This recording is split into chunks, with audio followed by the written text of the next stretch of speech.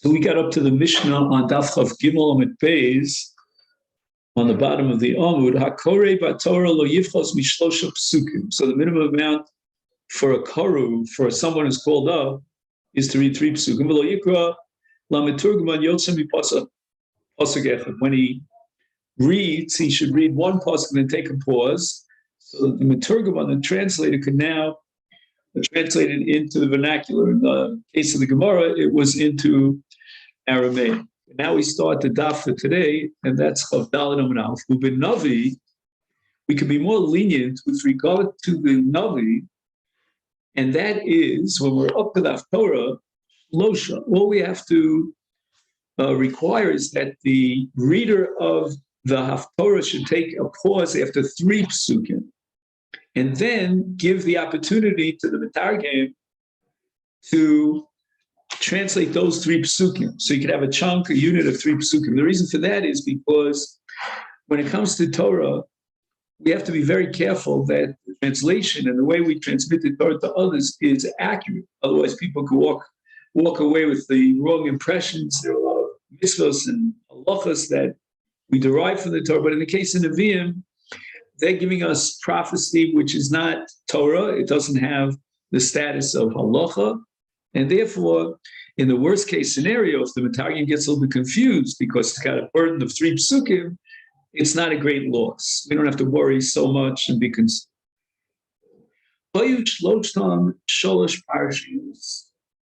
Now, with regard to reading from the Navi, we have the following limitations.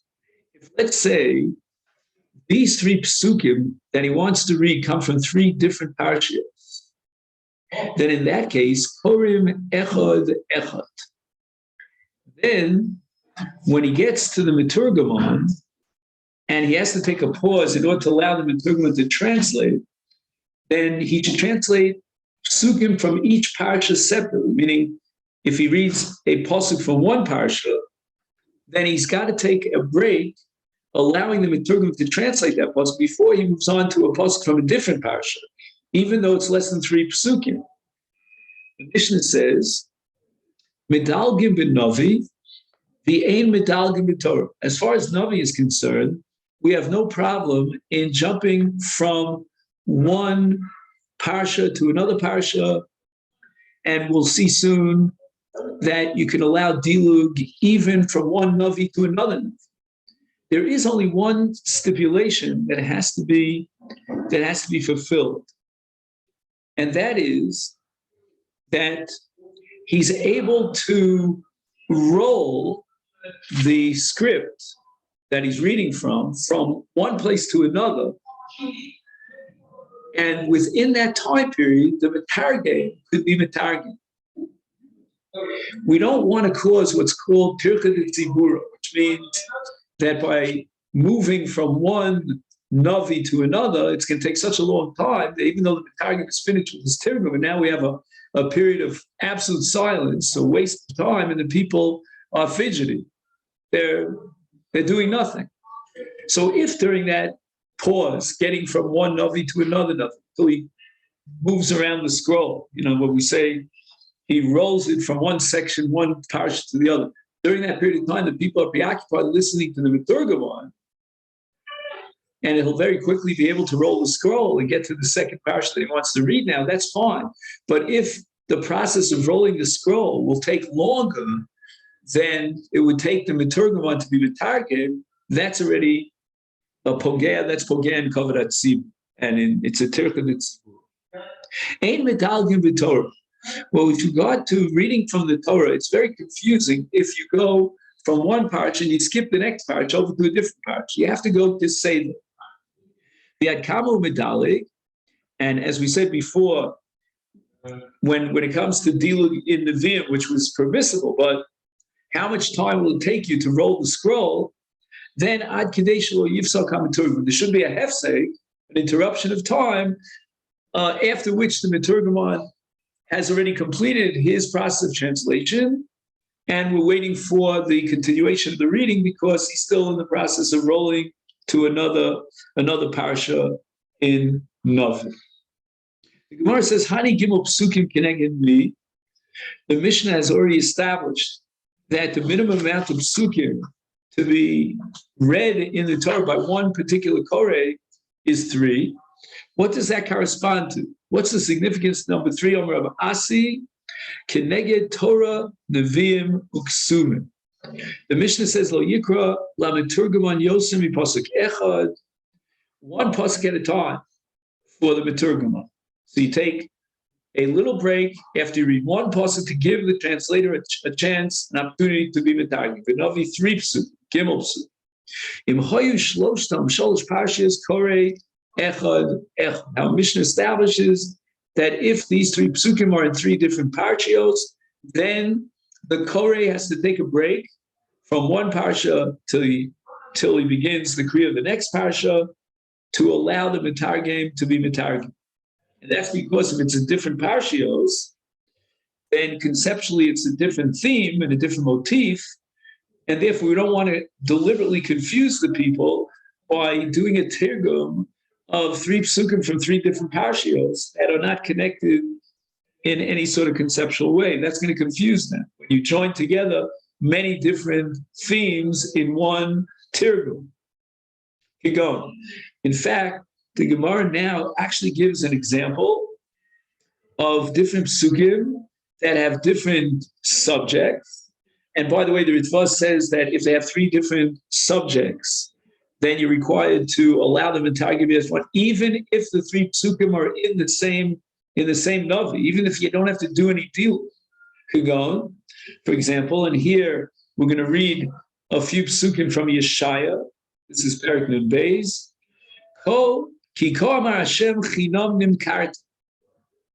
And that's one concept. You have been sold for naught. Second concept continues in the next pasuk.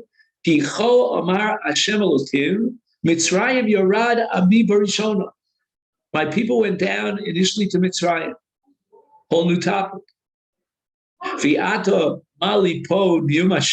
Now, what I have here, the next pasuk, that's already again a new subject. And if it's a new subject, then you have to be mafsik between one subject and the other in order to allow the Targum to translate and the people to understand what's going on.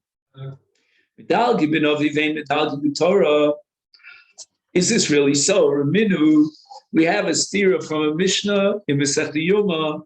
The Mishnah says, we're talking about the Kohen Gadol, who after he finishes the avodah, the Shnei Aseirim, and he sends the Soyer Lazazel on its way, now he goes into the Ezras Nashim and he reads the Torah in front of those who are there as a public reading of the Torah. He reads from Parshas Achrimos and also Parshas Ach Be'asor. So the Gemara asks, wait a minute, he's going from one parsha to the other.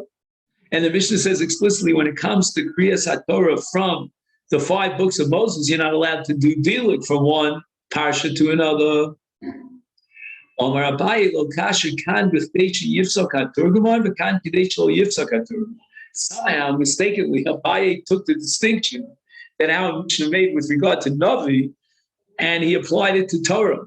The Gemara is going to object, but let's give Abaye right now the license to do so. So whatever distinction we saw at the end of our Mishnah with regard to Navi, we're going to apply it to Torah as well. So when you're reading Psukim of the Torah from different parshios, as long as you can roll the Sefer Torah fast forward to the second parsha, and the Meturgim will still be busy translating and transmitting the Turgum, that's okay. But if on the other hand there's going to be, as we called it, empty space, then that's already Tircha de Tzibura. So the Gemara immediately objects for her, all alok tani, medalgim b'novi ve'ein medalgim b'torah, v'adkama medalgim ad kidei shel yifsak haTurgum. The Mishnah makes this distinction, allowing you to jump from one parsha to another and roll the scroll. That's only as far as Navi is concerned. It says medalgim b'novi. So there is only a het of diluk b'novi, and the Mishnah restricted that heter of diluk b'navi that it only applies when he can do a very quick rolling of the scroll. And if you can't, even in Navi, you're not allowed to do deal. But the Mishnah never allowed any deal whatsoever with regard to Torah. B'chlal the Torah, klal lo. The entire entity of deal does not apply. There's no heter for it in Kriyas HaTorah. So how is it that the Kohen Gadol on Yom Kippurim is reading from Achrimos and then skipping to the Parsha of Achbes Olech Chodesh? Elomar Abaye now has to, retract his original reconciliation and supply a different one, an alternative. Elomar Abaye, lo kasha kan binyan echad, v'kan b'shtei inyanos. When the Mishnah in Masechet Yoma allows dilug, that's because both parshios are related to each other, right? We have the Kiddush Sayom, which expresses itself in Parshas Achrimos with the Avoda of the Kohen Gadol, and then you have the general Kiddush Sayom of all Moadim in Achbes Olech Chodesh, and that is again a reflection and a study of the Kiddush Sayom. That's called the Inyan Echad, and therefore we're allowing dilug the Inyan Echad. And now Abai is defending his position that there is such an entity and a leniency, recognizing the license to do dilug, but only if it's Inyan Echad. Kan b'shtei inyanos. But when the Mishnah says dilug is out of the question, that's talking about a case of two different topics. And that's going to confuse the kahal of listeners. But when you're staying within the same inyan, for example, if you're going from the Kohen Gadol of Avoda to the Kohen Gadol of Kiddush Hayom, that's fine. And the Gemara now is going to actually quote a brisa that supports Abaye. Tanya, we learned in the brisa, medalgim b'Torah b'inyan echad. Finally, we see it explicitly, and this is obviously before Abaye, in the time of the Tanoim, they already ruled that there is such an entity and a license for dilug in Torah itself, but as long as it's only binyan echad. So what's the special kula that we said we could be more lenient in Navi, as we said at the outset, because we're less concerned and worried about the possibility of misunderstanding when it comes to Navi? Navi b'shnei inyanos. In the case of Navi, we're going to allow you to do a dilug even from one topic to another topic. However, we still have a restrictive stipulation. The condition is kan v'kan in both cases, whether it's inyan echad in chumash or it's in shnei inyanim in nach. It's p'chtei shel yifsak haturgavan. We still have to be sensitive to the tirchad tzibur. Tanya idach. And now we have another brisa, which adds another limitation rule. Ein medalgim b'navi l'navi. You want to go from one book of Navi to another. U'b'navi shel shnei masar medalig b'vat shel yidalig misofa sefer chilos. What is considered one Navi?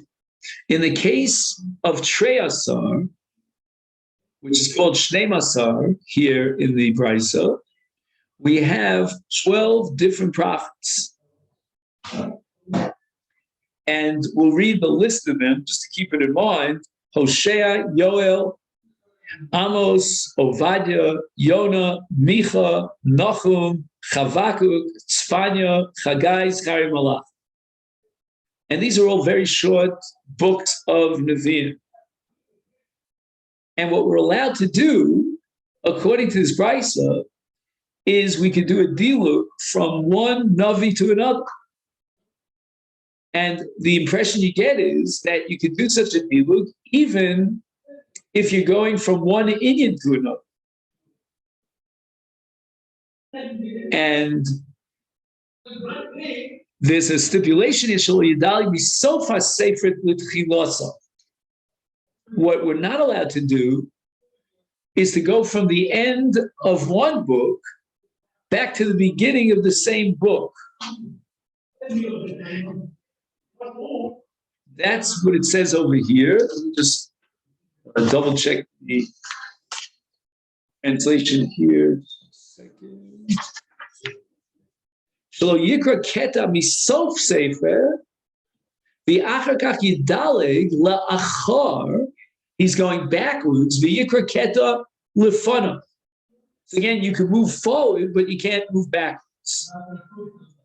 So the Bryce is saying that ein medal could be navi l'nav. You're not allowed to jump, let's say, from Yoshua to Shoftu, because that's going to confuse the audience. But b'navi, in the case of Treyasar, Shel Shnei Masar, where all these small Sfarim are sort of integrated into one large sefer, they're metallic. You're allowed to be metallic even from one navi to the other. It's all considered like one sefer. And that leads us to the Mishnah here in the middle of Daf Chav Daled Amud Aleph. Hamaftir b'navi. Now what we're saying is that a person who reads Navi, here we have two interpretations in the commentaries. According to one interpretation, it means a common reader, meaning we usually call on this person almost consistently to read the Navi, or alternatively, others interpret that we're talking about this particular case where Ploni Almoni has been given the honor of reading the Maftir. Now, you might think that reading Naftorah is a great kibbut, and let's pay top dollar to get that kibbut. It's not so. In fact, the Haftorah is considered a lower level of a kibbut than participating in the actual reading of the Torah. And as we said before, Navi is not on the same level as Chamisha Chumshei Torah. In fact, a Katan will very often, I mean, you don't see it that often amongst Ashkenazim, but will very often read the Haftorah, which he's allowed to do.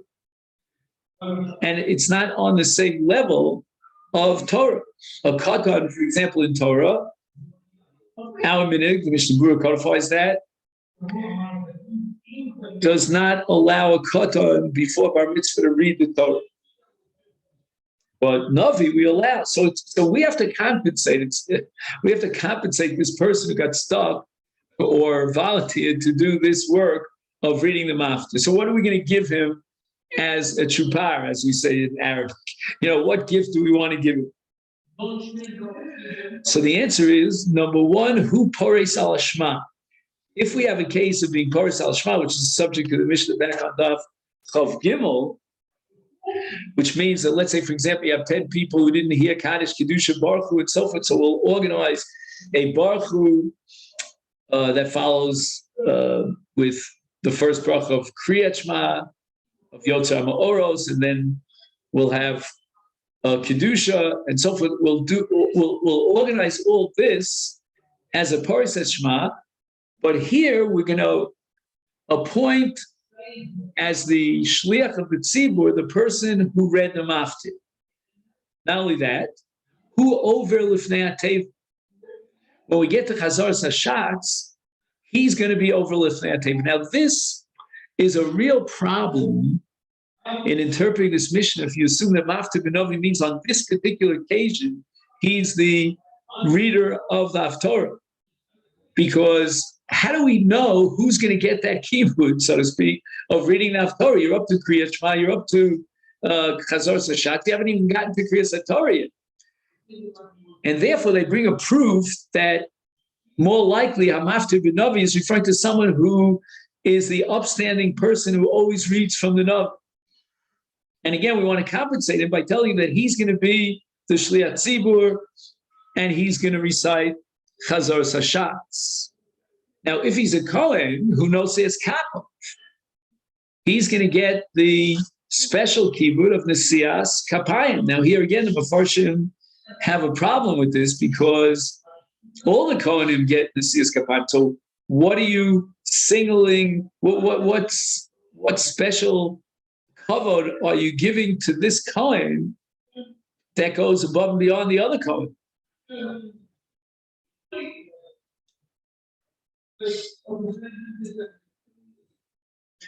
So it could be that we're talking about the bracha before Birchas Kohen, and their minhag was that only one Kohen would be mevarach that bracha. He says the following: Harikola Kohanim Notzim is Kapeya. He says, Hamafter b'novi maschil levorech lifnei shar hakohanim. I don't know what that means. I mean, he quotes the name of the Tosfos Yontif, like as if all these Kohanim will give their brachas not simultaneously, but one after the other in sequence. So who's going to be the first one to give his bracha? Very strange. Now he quotes the Turi Even that we're talking about a Beis HaKnesses Shekulam Kohen. Right, so we have 10 Kohanim in the audience, and that's the entire Kohen. Is the Didu Shemiktsasam Mevarchim Miktsasam Onim Ame. Ba'alomar Shamafte Yiyah Min HaMevarch. The Turi Even says that amongst the division of 5 and 5, you have to guarantee that the maftir will be in the 5 that are no seis kapeh. Im hayakatan. Let's say that the Kohen is a katan,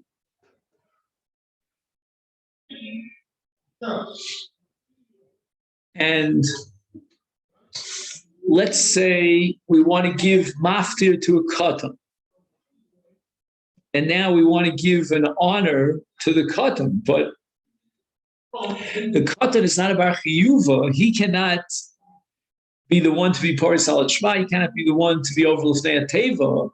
Okay, we'll see as far as Birchas Kohanim is concerned. If there are no other Kohanim, he will not be Noseis Kappa. It's only when there are other Kohanim we'll allow the Kohanim. So what do we do with this kibud that we cannot offer to the one who's reading the Haftarah because he's a Katan? Aviv o Rabo Ovrim al Yada. He will be replaced or represented by the father. And it's either Aviv, and if there's no Aviv, then it'll be Rabo in that sequence. And the Gemara is going to analyze why the Aviv or Rabo get to pick up that kibud. Katan Kori B'Torah Mitargem. Again, according to the strict law of the Mishnah, as I said before, the Mishnah says how minig is not like that. A Kohen can actually read the Torah. And our minig is that Mitargem, he would be allowed to be Mitargem, and for sure he would be allowed to read the Maftir. Because he has to be a bar chiyuva, and will apply the principle of Yatza Motzi or Kol Yisrael Ravens, but he's not a bar chiyuva, and he cannot be the shots to be Motzi the Tzibur Yidei Chovasa. The Ein Osias Kappa, he's the only Kohen, he's not going to be Mavarich the Am. Now, from this point in the mission on, I'm going to deal with what's called Davar Shebe'erva, which means that the Torah prohibits reciting holy words like tefillah or Torah in the presence of nakedness. And Rashi quotes the pasuk, Lo yeh b'cha ervas davar. So what's this talking about? First, we have the case of a pocheach. Now, there's a machlokas exactly what pocheach means, but we'll assume, like Rashi for the time being, that a pocheach has his legs are exposed. Others say it's his chest that's exposed. So you have a person who's not totally dressed. And we have issues here about Kavod Tzibur. So Poris Eshmal Mitargem, right? If we're doing Poris Shma, and the assumption here that Poris Shma means that you have an obligation to read Birchas Kriyat Shma, and you want to now serve as the shots to be Motzi the Tzibur Yidei Chovasam and Birchas Kriyat Shma.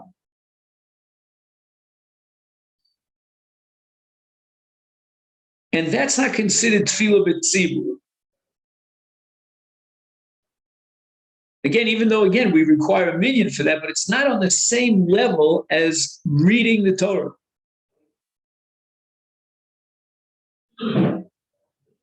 Now, I don't know exactly the Lomdish Sprache. Now, what's the difference between Kriyat Shema on behalf of the Torah Tzibur and Birchas Kriyat Shema as opposed to Kriyas HaTorah?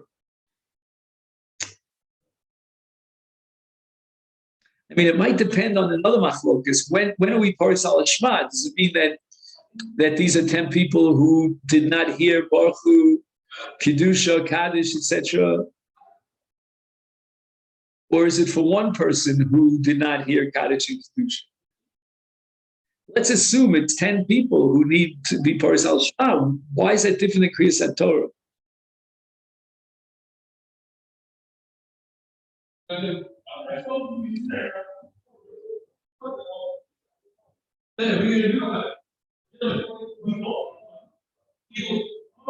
I think that Sibur, with regard to Kriyas HaTorah, elevates the Torah to a level of Davar Shebekidusha. And once the Tzibur is involved in a Davar Shebekidusha, yeah, but we said that Paris al Shema is also Davar Shebekidusha. Right? That was the Mishnah of Gimel and Beis. So I don't know. This needs a lot of work in Be'ir to figure out the difference between Paris al Shema, where there's not a violation covered at Sibur if he's Pokeach, as opposed to Kriyas HaTorah. As far as Metargim is concerned, that's a whole different story. Metargim is not a Davar Shebekidusha. Metargim is really just a Limud HaTorah. It's to understand the Torah. And as long as he's not exposing his erva, and you're only involved with a Pagia, a Pagam, and Kavanat Tzibur, so we don't have that with regard to Metargim. But he can't read the Torah on behalf of the entire Kal. Nor can he recite Chazar Sashatz. He cannot be the sole Kohen to be Mavarach the Am. And all this is because it's Pogea and Kavanat Tzibur.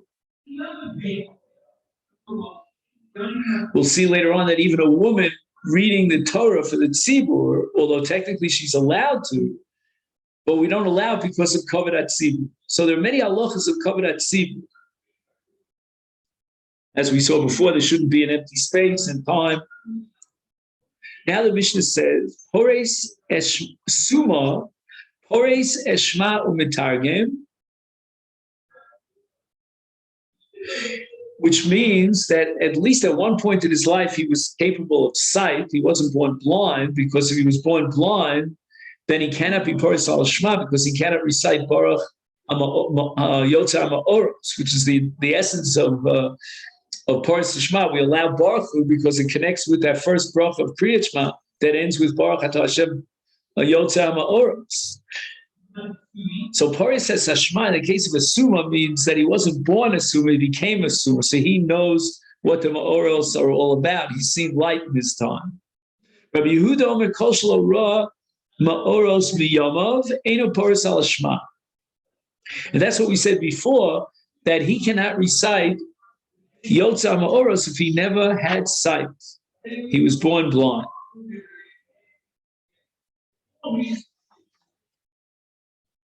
The Gemara says, "My taima." Why is it that the mafter is granted all these privileges? And here we have machlokas between Rav Papa and Rav. Rav Papa Amar Mishum Kavod, as we have to compensate him for his volunteering to take this low-edged kibud of reading the Torah, which, as we said before, even a koshik, even a cotton could do it. And Rabbi Bar Shimi Amar Mishum Di Osi Lidsuye. There's going to be contention here if we don't establish that the Koreas HaMaftir will get these kibbud. It seems that there was a monetary issue over here because a chazan, a shatz, in those days was paid for his services. And now this fellow that we call up for the maftir, he would like to vie for that opportunity to get paid as a shatz, as a leader of the tefillah. And then there's going to be a whole altercation here because the Shatz Kavua is going to say, well, I want to get that salary. I'm always the Shatz. Why do you have a right to take it away from me? And the answer is that the Mishnah already established that the Koreas HaMaftir, he's the one who will be the Shatz. My by night, what's the difference between Rav Shimi, between Rav Papa and Rabba?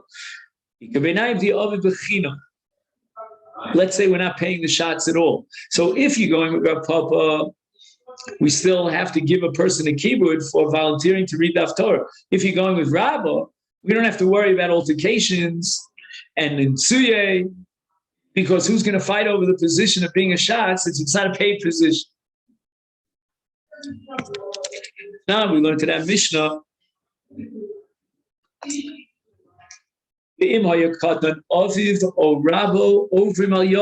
So the father or the Rebbe will take the place of the Katan, and they will receive all those special privileges because the Katan cannot accept them. If you're going to tell me that the reason why we granted these privileges to the Baal Maftir is in order to avoid altercations and quarrels between him and the Shatz, is Katan Bar Nitsuyeyu? Or is raising a kasha here on Rabbah, why should this Mishnah apply in case of a Katan? Then the Katan's not going to, fight to be the Shliach Tzibur or anything of that sort,